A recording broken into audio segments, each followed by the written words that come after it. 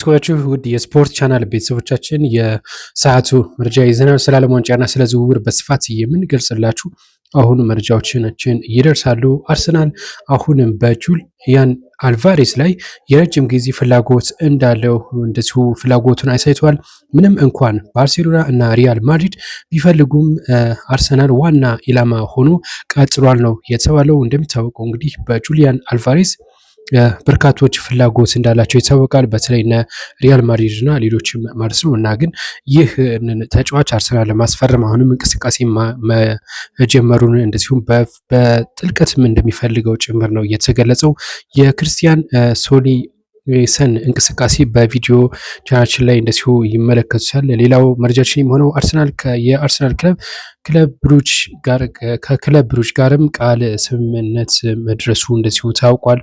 አርሰናል ከክለብ ብሩጅ ጋር የቃል ስምምነት ላይ ደርሰዋል የተባለው አጥቂውን የክሪስቶስ ዞሊሰን በ40 ሚሊዮን ዩሮ ያስፈርማል ተብሎ ይጠበቃል። አርሰናል እንግዲህ የክለብ ብሩጅን አጥቂ ነው ይህንን የሚያስፈርመው እና ብዙዎችም ተናግሮበታል። ምርጥ ተጫዋች ነው ተብሎለታል። በክለቦች መካከልም መደበኛ ሂደቶች ከተከታተሉ በኋላ ወይም ደግሞ ከተነጋገሩ በኋላ ማለት ነው እንግዲህ ሕክምና ምርመራ ለማድረግ ዝግጁ ነው ተብሏል። እናም እንግዲህ አርሰናል ይህን ተጫዋች በእጁ አድርጓል።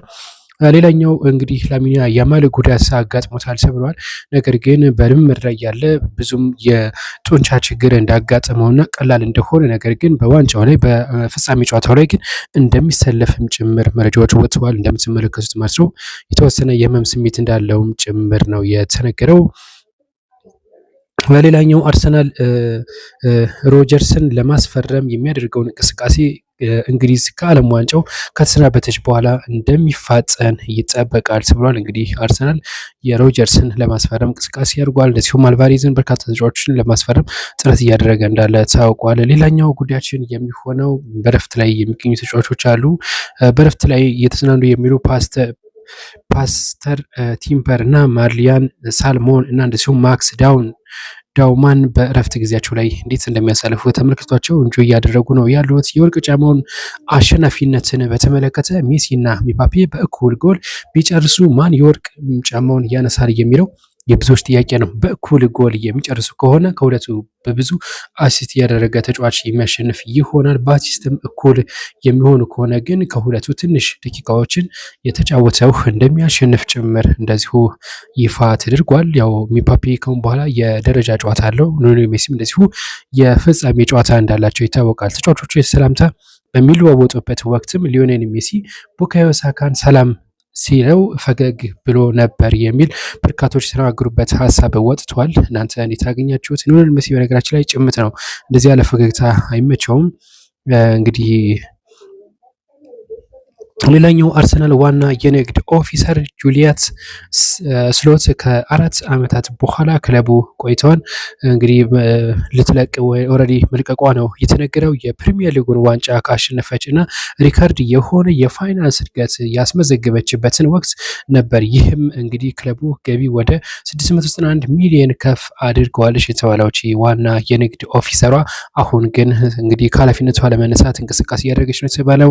አርሰናል ክርስቶስ ዞሊሰንን ለማስፈረም ከክለብ ብሩጅ ጋር የ40 ሚሊዮን ዩሮ ስምምነት ላይ ደርሰዋል የተባለው። አርሰናል የተጠቀመውን ዋጋ ለማሟላትም የተጠየቀውን ዋጋ ለማሟላት ከተሰማማ በኋላ ዛሬ ንግግሮችን በፍጥነት ተፋጥነዋል። ክለቦቹ በአሁኑ ጊዜም ስምምነቱን እያጠናቀቁ እንዳለ ነው የተነገረው ማለት ነው። ይሄ መልካም ዜና ነው ለአርሰናል ደጋፊዎች። ሌላኛው ምርጫችን የሚሆነው ወደ የሚገቡ ወይም ደግሞ በመግለጫው ላይ ለሚታደሙት ክፍያ ሊያስከፍል እንደሆነ አስታውቋል። ፊፋ ከዓለም ዋንጫ ፍጻሜ በፊት የሚኖረውን ጋዜጣዊ መግለጫ የሚገኙ ደጋፊዎችን ክፍያ መጠየቁን ተናግሯል። የትኬት ዋጋውም ለአዋቂዎች $60 እንደዚሁም ለልጆች ደግሞ 26 ፓውንድ ይሆናል ብሎ ነው የገመተው።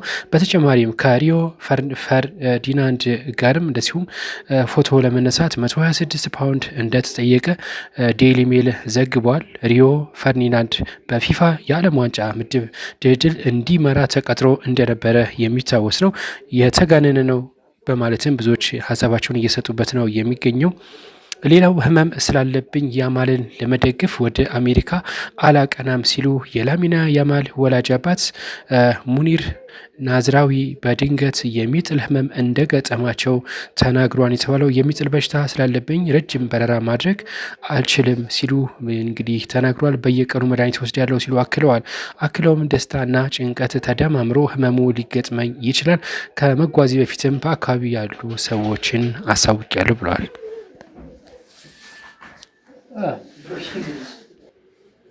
ሌላኛው መረጃችን የሚሆነው ደግሞ ፕሬዚዳንት ዶናልድ ትራምፕ የዓለም ዋንጫ ፍጻሜን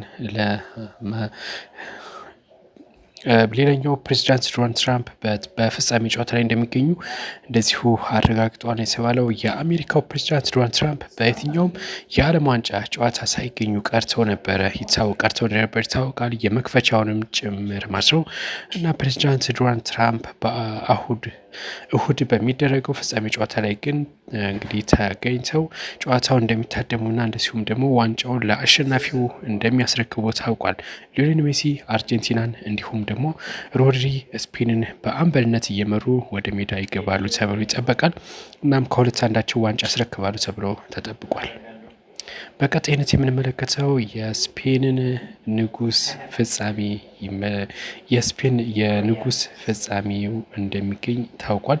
የስፔን የ2026 የዓለም ዋንጫ ፍጻሜ ጨዋታን እሁድ ከአርጀንቲና ጋር ተደርጋለች። እናም በዚህም ጨዋታ ላይ በፍጻሜው ጨዋታ የስፔን ንጉስ ፊሊፔ ስድስተኛ እንደሚገኙ ይፋ ተደርጓል። የሀገሪቱ ንጉስ ስፔን ፈረንሳይን አሸናፊ ለፍጻሜ ስታበቃ በደስታ እየጨፈሩ የሚያሳይ ተንቀሳቃሽ ምስልም እንደዚሁ አጋርተው እንደነበረ ይታወቃል። ንጉሱ ለአሰልጣኝ ሉዊስ ዴላ ፎንቴ ደውለውም እንኳን ደስ አለህ ማለታቸው ነው የተነገረው እና እንግዲህ የስፔኑ ንጉስ ይገኛሉ ተብሎ ይጠበቃል። ሌላው እንግዲህ ብዙዎችን ያነጋገረው ሜንዲ የሕክምና ወጪውን በራሱ መሸፈኑ ታውቋል። በዓለም ዋንጫ ወቅትም በሴኔጋል ብሔራዊ ቡድን ውስጥ የተለያዩ ቅሬታዎችም ሲነገሩ ይታወቃል። ብሔራዊ ቡድኑ ድረገጽ መታገዱ ይታወቃል። መግለጫ እንዳይሰጡ ጭምር ማስረው። አሁን ላይ በተሰማ መረጃ የቡድኑ ግብ ጠባቂ ኤድዋርድ ሜንዲ የሕክምና ወጪውን እንዳልተሸፈነለት ገልጿል። በዚህ ምክንያትም ኤድዋርድ ሜንዲ የጉልበት ጉዳት ሕክምና ወጪውን በራሱ ለመሸፈን መገደዱን እንደዚሁ ታውቋል። ተጫዋቾቹ ከሀገሪቱ እግር ኳስ ፌዴሬሽን የሕክምና ኢንሹራንስ እንዳልነበራቸው መረጃዎች ወጥተዋል። እጅግ አሳዛኝ ነው አሁን በሴኔጋል ብሔራዊ ቡድን ላይ ያለው ተብሏል። ማርክስ ራሽፎርድን ስንመለከተው ማርክስ ራሽፎርድ ወደ ፌነርባቼ አቅንቷል ነው የተባለው። የእንግሊዛዊው ተጫዋች ማርክስ ራሽፎርድ በቀጣይ ወደ ቱርክ ማቅናት እቅድ እንደሌለው ተገልጿል። ያው ይቅርታ ግን ማርክስ ራሽፎርድ ወደ ፌነርባቼ ይሄዳል የሚል አንዳንድ መረጃዎች ወጥተው ነበረ። እንግሊዛዊ ተጫዋች ማርክስ ራሽፎርድ በቀጣይ ወደ ቱርክ የማቅናት እቅድ እንደሌለው ተገልጿል። ማርክስ ራሽፎርድ ስሙ ከፌነርባቼ ጋር ቢያያዝም ንግግር እያደረገ እንደማይገኝ የስፖርታዊ መረጃዎች ይፋ አድርገዋል። ራሽፎርድ በቀጣይ ወደ ማንቸስተር ዩናይትድ ተመልሶ የቅድመ ውድድር ዝግጅት እንደሚጀምር ተነግሯል። ተጫዋቹ ማንቸስተር ዩናይትድን የሚለቅበት እድል ቢኖርም ይህ የሚሆነው ትልቅ ክለብ ከጠየቀው ብቻ መሆኑን ገልጿል።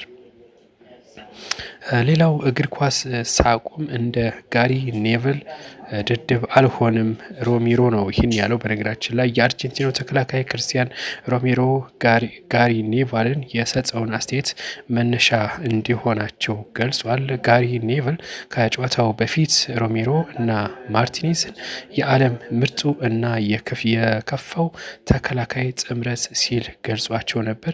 አክሎም እኛ እንግሊዞች ቢያንስ 2 ጎል ከማስቆጠር የሚያግደን ነገር አይኖርም ነበር ያለው ሮሜሮ በበኩሉ እኔና ማርቲኔዝ ከጨዋታው በፊት ይህንን ስንሰማ ተደስተን ነበር። እንግሊዝን ከጨዋታ በፊት ማውራት ይወዳሉ።